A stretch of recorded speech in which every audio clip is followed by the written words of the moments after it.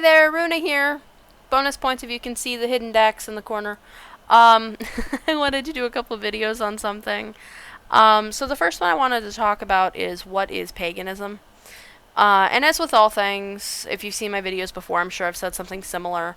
I can only guide you and give you my opinion, my 2 cents. Everybody's mileage is going to vary.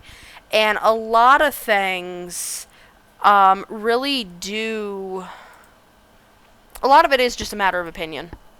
Okay, I do have traditional leanings, and what that means to me is that there are some academic reasons, historical reasons that I can say, well, I do X because Z, or I was taught Y because, A, and I can give you certain justifications for why I do what I do.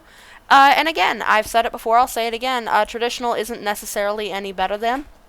I think we tend to have more reasons than some, but that's all it is a reason. That having been said, I'd like to give a working definition of paganism. Generally, and I'll give you the exceptions, generally, when people say pagan, what they usually mean is the indigenous religions of Western Europe. So everywhere in the world, anywhere you go, there were indigenous religions, indigenous cultures, indigenous tribal people. That is pretty much a human trait throughout the world. It just depends on when and where you're at. So things like, the Druids, the Norse, basic European paganism, which is agriculturally based. Now, depending on the context of the conversation, again, it really depends on who you're asking and what they're relating it to. So, for example,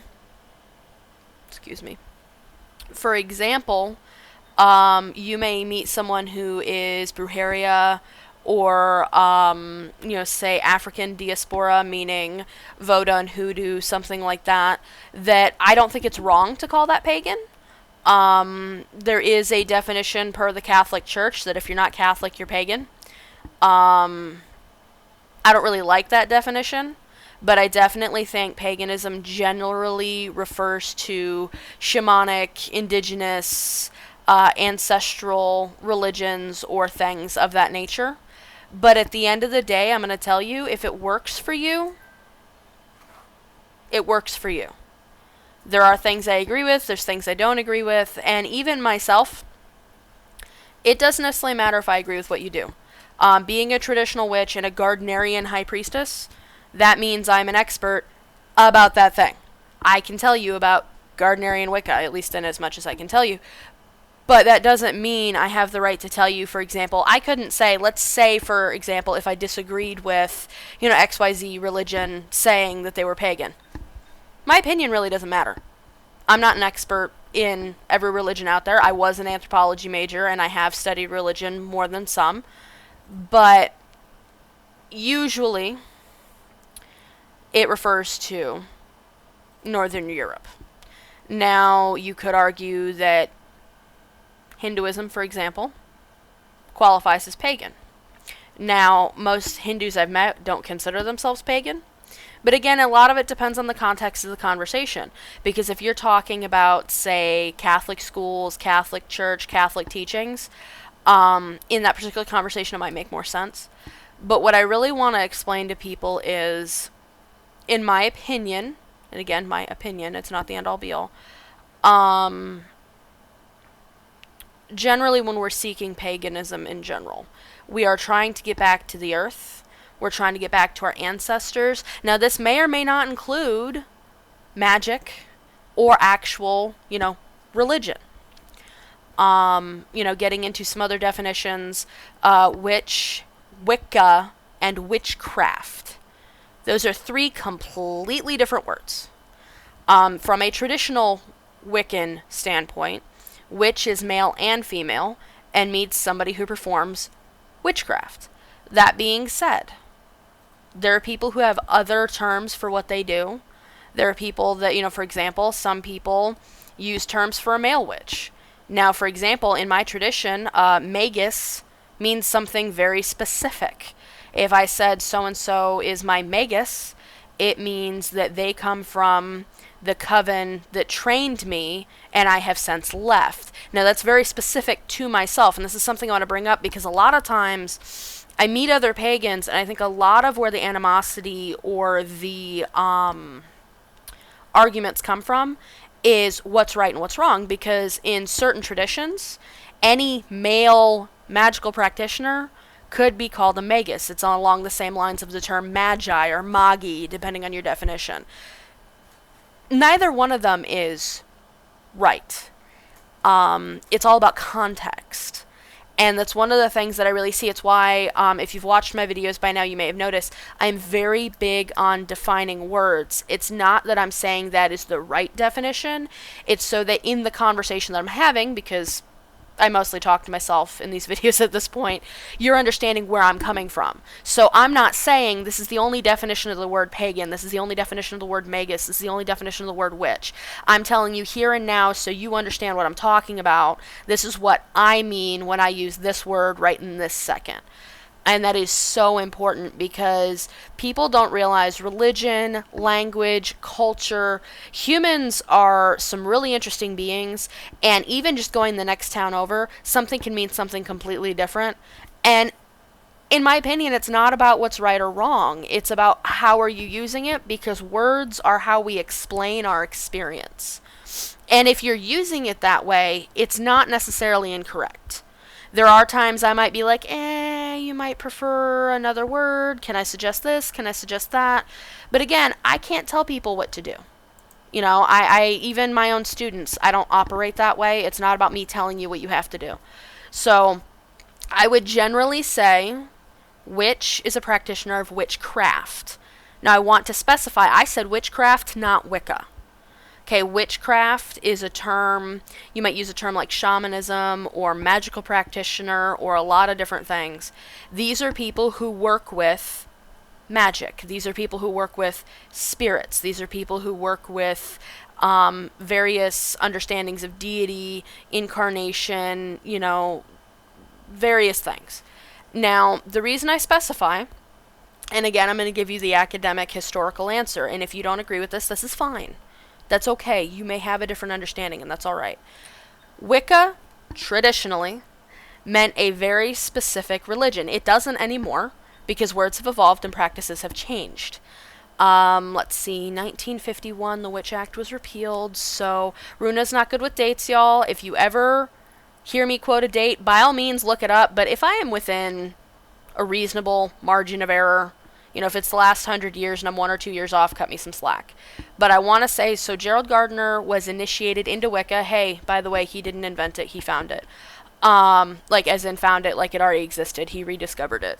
But he was initiated in 1930-something. He went public and got the laws against witches and pagans worldwide starting to be worked on, which is one of the reasons I really encourage people to know your history. You don't have to like Wicca. You don't have to like Gerald. He was definitely a flawed human being. He's not perfect. He's not someone we worship. He's not even what I would consider a saint. But because of him, in the Western world, people realized we weren't the thing of fairy tales, and they repealed the laws, and we now legally can exist most places. But that having been said, prior to like 1951, 1930, Wicca specifically meant that religion. You had to be initiated to be a Wiccan witch, to be Wiccan.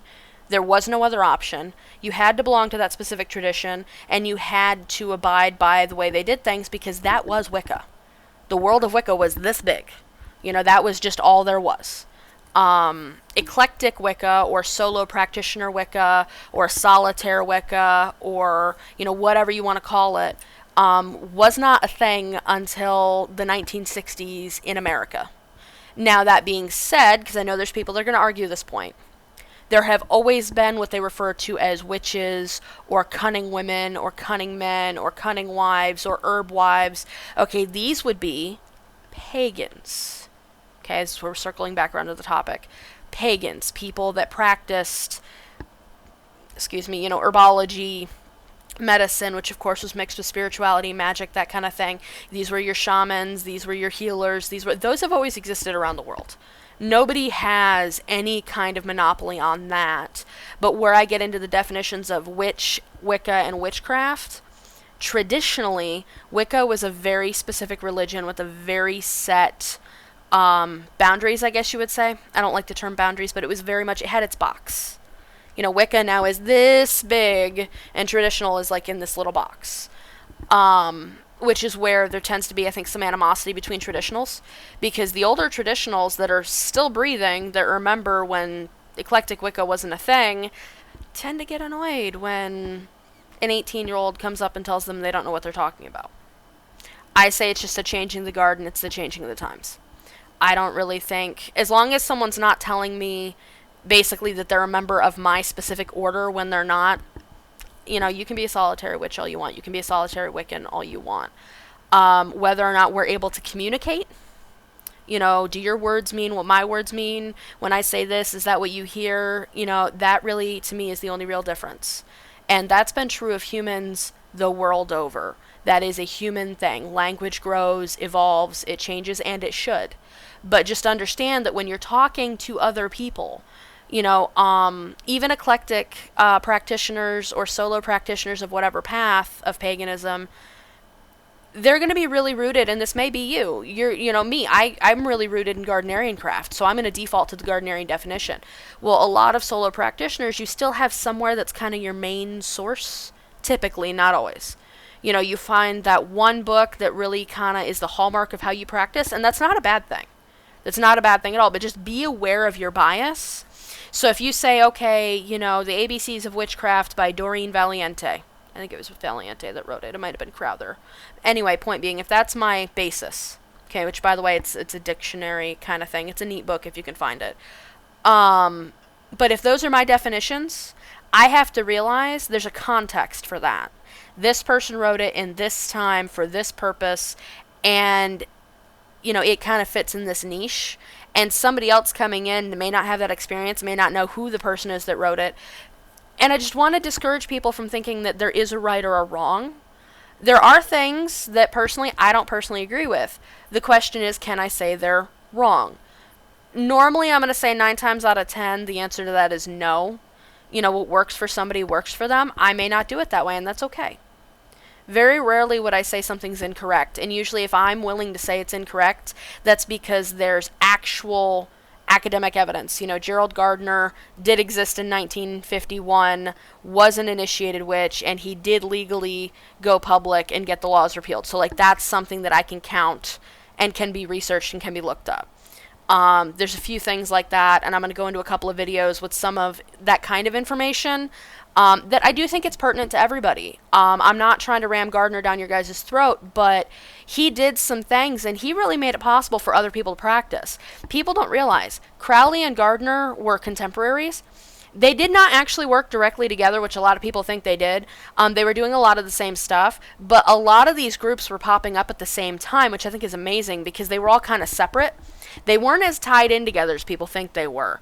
But because they kind of rallied together or sort of together, when Gerald Gardner stood up and he's like, I'm a witch. If he'd been the only one, people would have ignored him. But then you got people like Crowley coming out of the woodwork with the Golden Dawn. The Masons were a little more well known at that point. You got all these different groups, some of them are magical, some of them more social, but it created kind of a stir.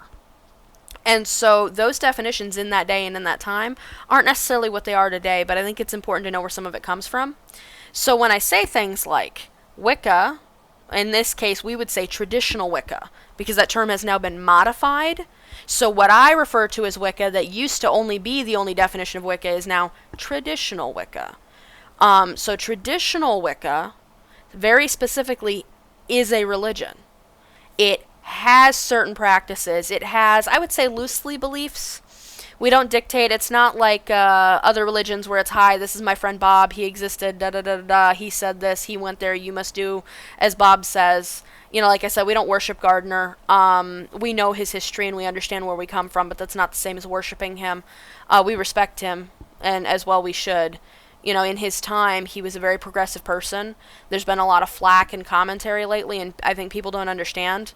So people in Gardner's time were extremely racist, extremely homophobic, extremely patriarchal, extremely anti-women. And so, for that being said, if this is the starting point, Gerald had already broken away and was going this far. And now today, we're all the way over here, so it doesn't look like much. But you have to realize that over the course of 100 years, someone had to start. Someone had to get it going, and the baby steps happen.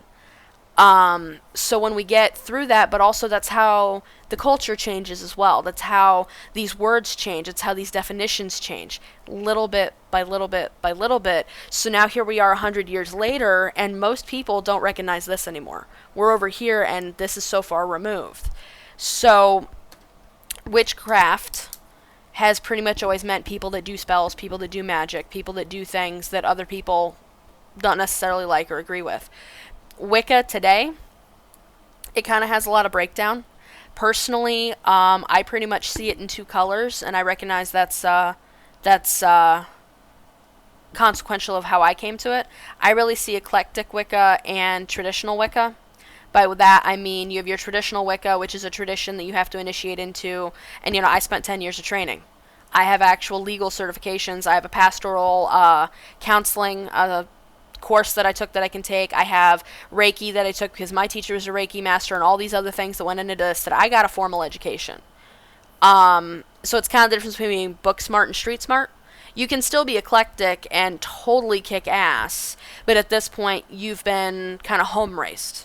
You've been self-taught, or you've been taught by your mom, which I was originally, by the way. So what I mean to say is I did come up eclectic a long time ago, and I do remember a lot of what it was like. But, you have all these different perspectives. So there are people that'll tell you Wicca is not a religion. And depending on how it's practiced, it might be more like a philosophy. Or it might be like a rule of thumb.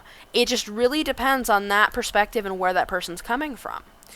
You can be practicing the Sabbats. You can be, honoring the archetypes of the deities, meaning that you don't have to necessarily believe they're real people specifically, but you can honor what they represent. And in that way, you can be Wiccan, or pagan, I would say pagan, but you can be practicing something and still not necessarily be religious. I dated a guy for 6 or 8 years that was what I would call culturally pagan. He followed some of the rules. We followed the holidays. We did a lot of various things, but he didn't really believe in the, quote, mysticism of it. He didn't really believe in the magic. He didn't really believe in the spiritual side. And that's totally possible. So in that way, you could argue that you can be eclectic Wiccan or solitary Wiccan and not actually have it be a religion. These days, I think personally, we fought hard enough to get our rights religiously, those of us that consider it a religion. I'm going to stick pretty hard on considering it a religion, if only for legal purposes, because that gives you protections and things that I think people need to be really aware of. So in that way, you can kind of argue that paganism is whatever you want it to be, but I think that there's definite threads. There's definite kind of culture or definite kind of thought process. I generally am not going to tell somebody they can't call themselves pagan or they don't belong. But there are some people that get along better with certain groups than other groups. For example, there's a group of people that would consider themselves Christian pagans. And just depending on where they fall on that spectrum and what they're pushing, they might get along with the group or they might not. I've met all kinds. There are all kinds of us out there. So I definitely encourage you to kind of open your mind or broaden your horizons as to what you think certain definitions mean. And be very willing when you're meeting other pagans or other practitioners or other kinds of people. Say to them, okay, this is my definition, but what's yours? Or how do you define this? Okay, this is how I define this. And keep right and wrong out of it.